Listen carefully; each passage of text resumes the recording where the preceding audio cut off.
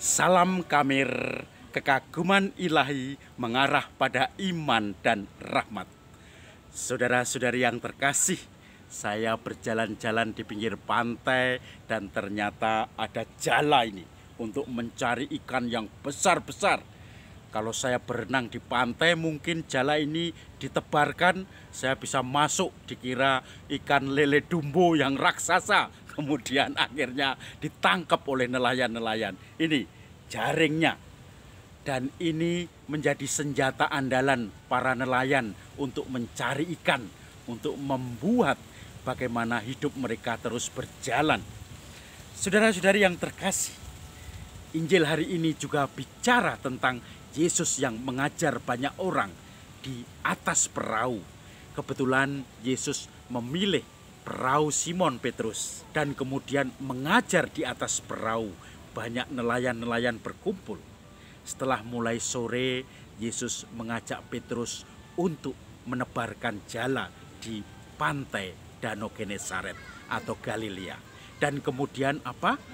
Karena musimnya bukan musim ikan, Petrus tidak pernah mendapatkan ikan.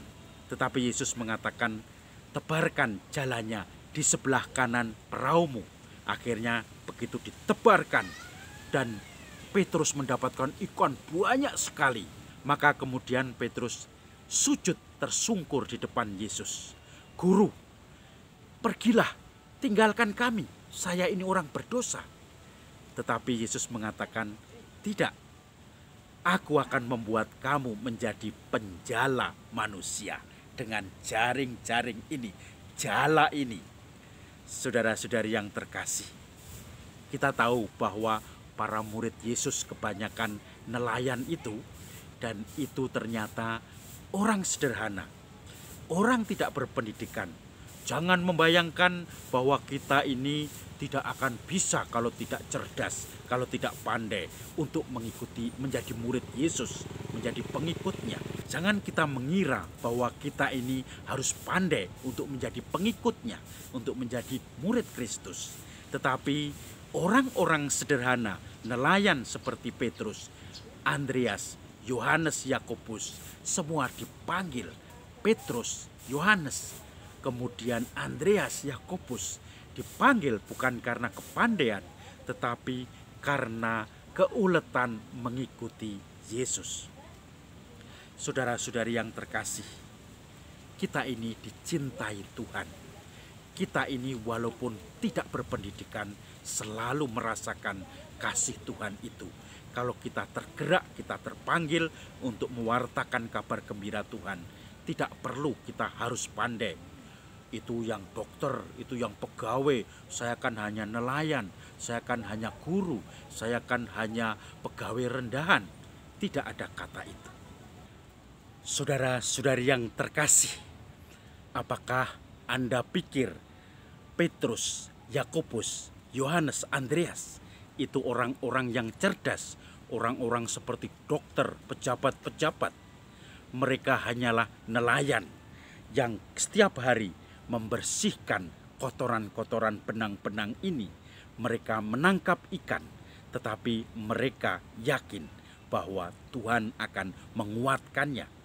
Dengan seluruh semangat hidupnya, harapannya, imannya, kasihnya, maka mereka dipanggil untuk menjadi penjala manusia.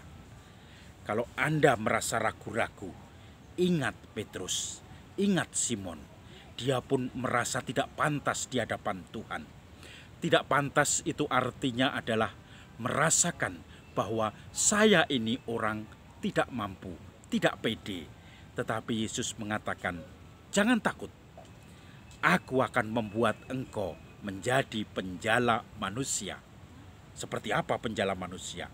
Ternyata Petrus yang tadinya ketakutan menyuruh Yesus pergi, dia malah menjadi pemimpin orang-orang Kristen yang pertama di Roma dan menjadi tokoh sentral dalam gereja perdana.